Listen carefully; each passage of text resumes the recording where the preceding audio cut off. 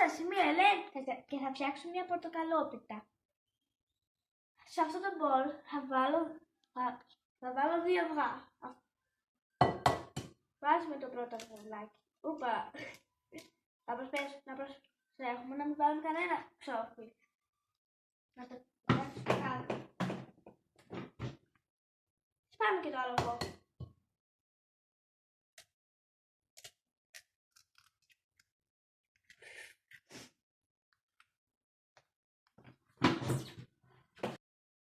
Έβγαινα τα χέρια και συνεχίζω. Θα βάλω τη ζάχαρη, που είναι μια κούπα ζάχαρη, και θα το βάλω όλο μέσα στο μπολ. Θα το βάλω μέσα στο λιπτήρα τώρα. Συνεχίζω. Θα βάλω το γιαούρτι, που είναι ένα ολόκληρο γιαούρτι, όπως φαίνεται. Θα το βάλω με το μεγάλο κουτάλι για ευκολία. Έτσι και είναι και εύκολα το γιαούρτι.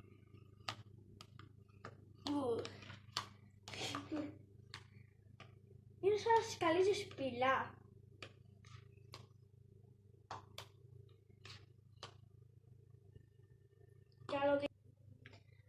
Τώρα θα βάλω το λάδι ελαιόλαδο, που είναι ένα δεύτερο. Θα το βάλω μέσα στο μπολ και θα το αφήσω εδώ πέρα. Μετά θα βάλω το ξύσμα από ένα πορτοκάλι με το κουταλάκι για να μην νερώσω τα χεράκια μου, γιατί δεν είναι ωραίο να νερώνουμε.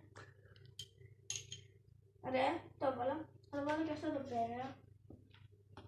Και αυτό. Τώρα θα βάλω το χυμούλι επίσης από ένα πορτοκάλι.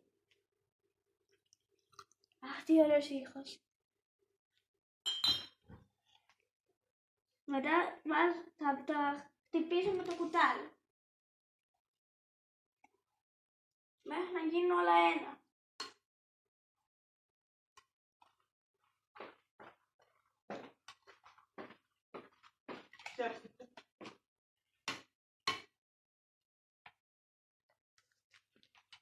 Σιγά σιγά γίνεται. Σαν μαγεία είναι αυτό.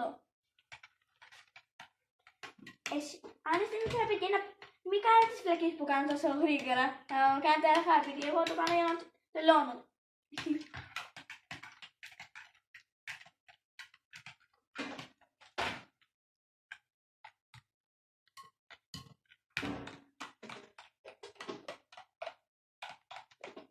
Είναι σαν ένα χυλός. Είναι έτοιμο. Μάλλον. Τώρα θα βάλω το αλεύρι. Μία κούπα αλεύρι είναι. Ωραία κούπα. Βάζω τότε. Δεν θα μιλήσω. Να δω τι άλλο βάλω. Το σιμιγδάλι. Το σιμιγδάλι. Βλέπετε πόσο είναι μισό.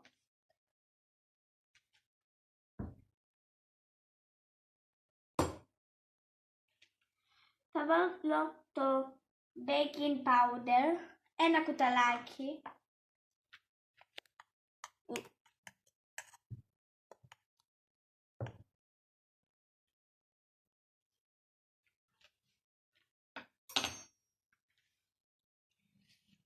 Και να ανακατέψω με το κουτάλι καλά.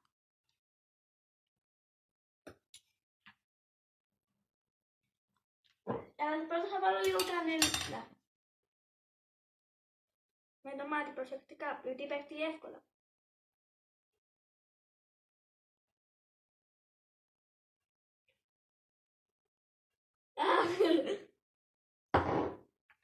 Το κουτάλι το παίρνω για να ανακατέψω ξανά.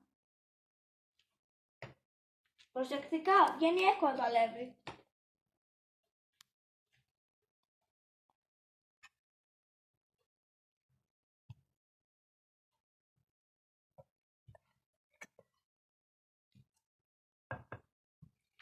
Μάλλον σε λίγα θα γίνει και σφιχτό και θα είναι δύσκολο. Αλλά εγώ είμαι δυνατή.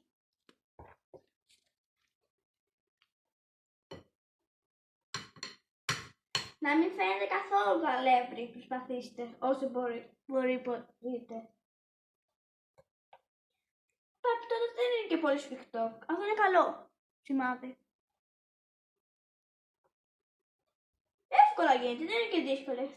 Γι' αυτό είναι μια εύκολη πορτοκαλόπιτα.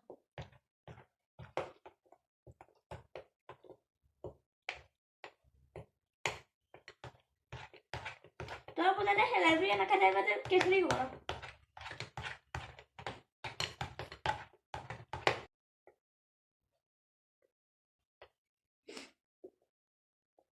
Καλά είναι τώρα.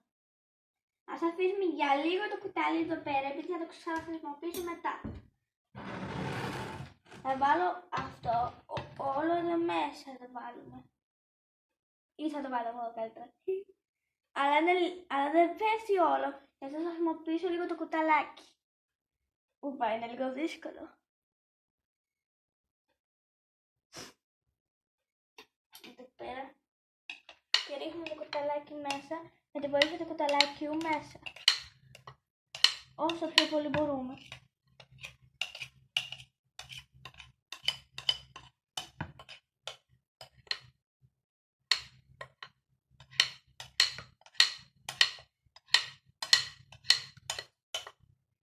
Βγήκε όλο. Τώρα θα το βάλουμε, να το βάλετε και εγώ να το βάλω στους βαθμούς 180 στον αέρα στη μισή σκάλα στο φούρνο. Για μία ώρα. Bye!